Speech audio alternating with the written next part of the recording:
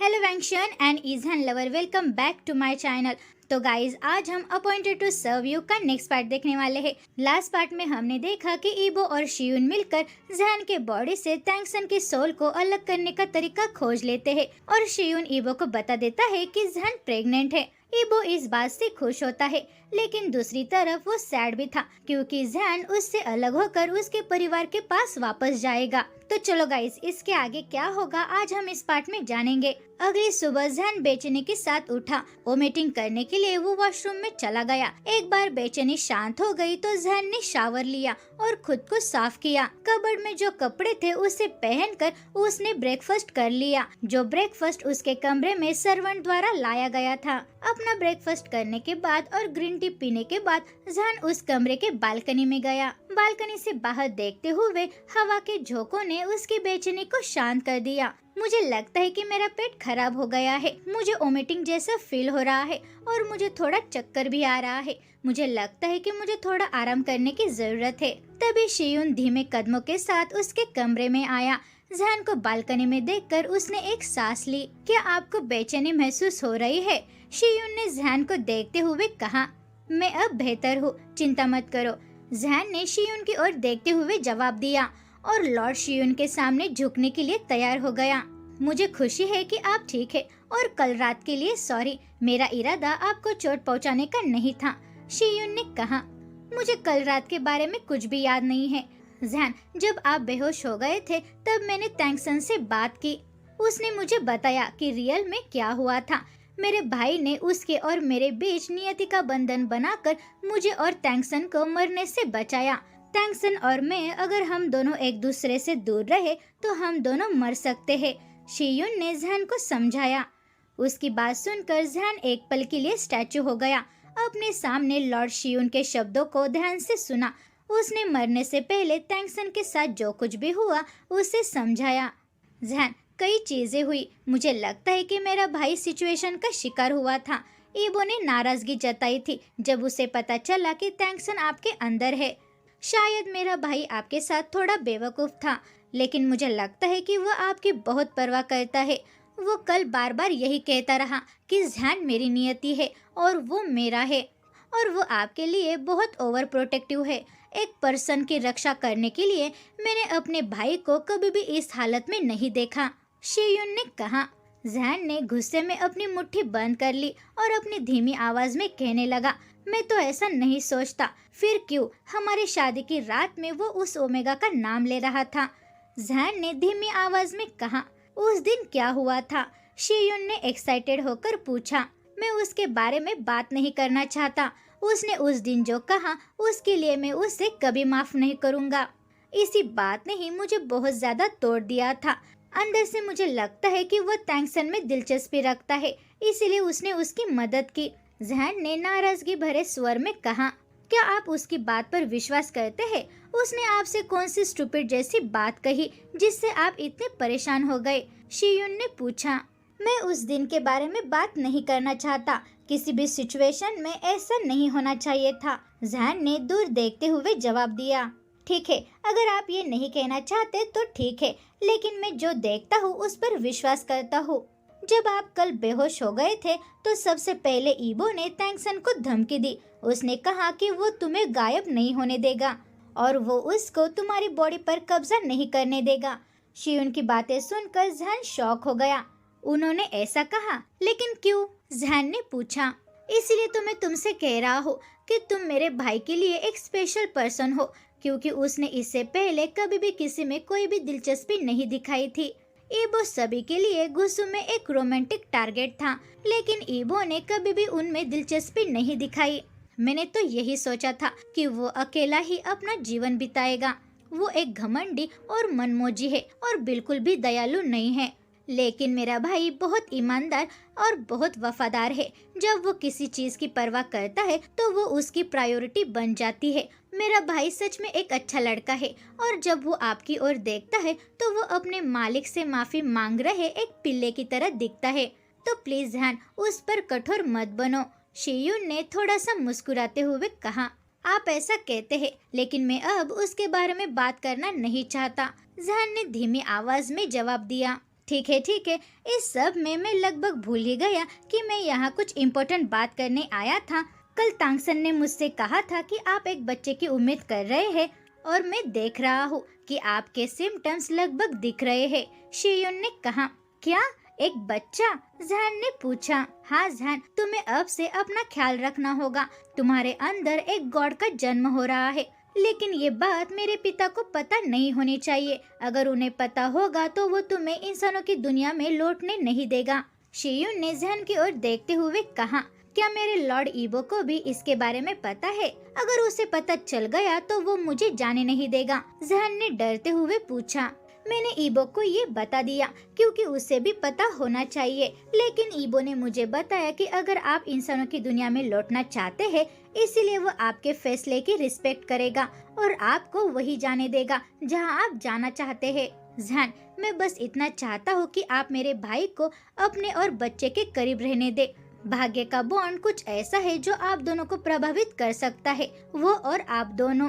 भले ही आप दोनों अब मर नहीं सकते, लेकिन मुझे यकीन नहीं है कि यदि आप अलग हो गए तो क्या होगा। शियुन ने कहा। मैं ठीक हूँ, मैं बस उन्हें मेरे करीब नहीं चाहता।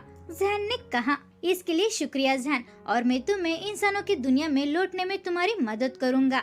हमें अब केवल आपके बॉडी से तांगसन की सोल को बाहर निकलना होगा। शियुन ने कहा। उसकी सोल? लेकिन कैसे? जैन ने डरते हुए पूछा।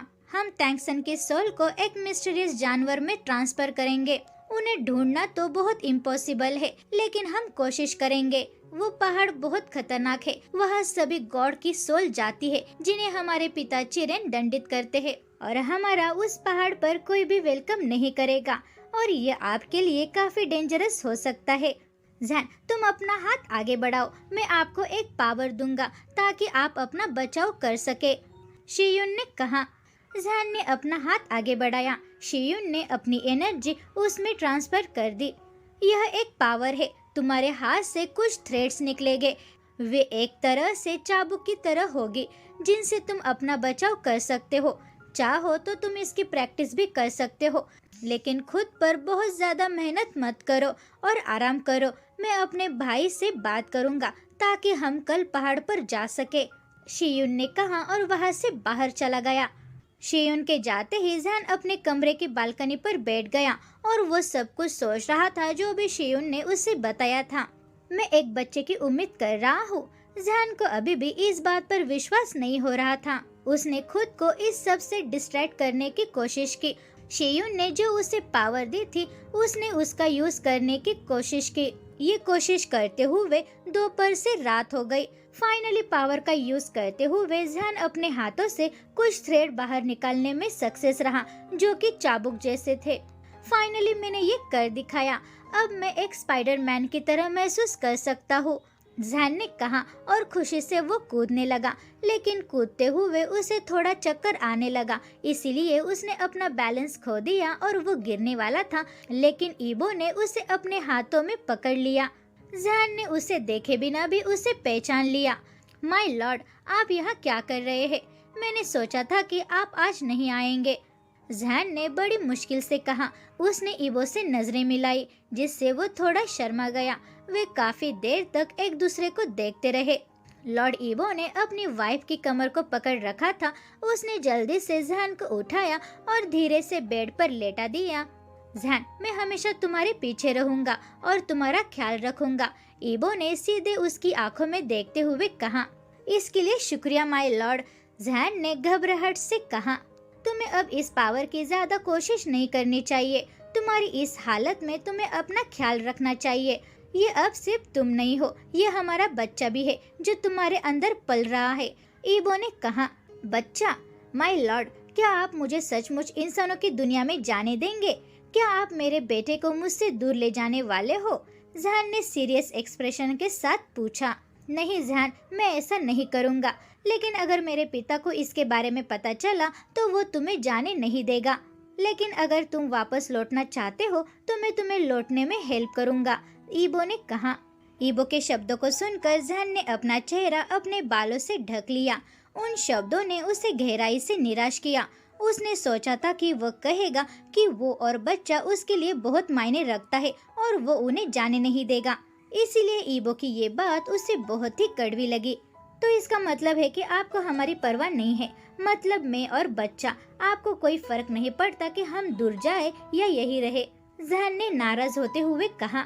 ईबो ने जहान की आंखों में देखा जब उसने जवाब देने की कोशिश की, लेकिन शियून ने उन्हें बीच में ही रोक दिया। ईबो और जहान, हमें यहाँ से जाना चाहिए। हमारे पिता ने यहाँ अपने गार्ड्स भेजे हैं। अगर हम यही रहेंगे तो उन्हें पता चल जाएगा कि जहान यहाँ है और उन्हें शक होगा कि जहान के साथ कुछ हो रहा है।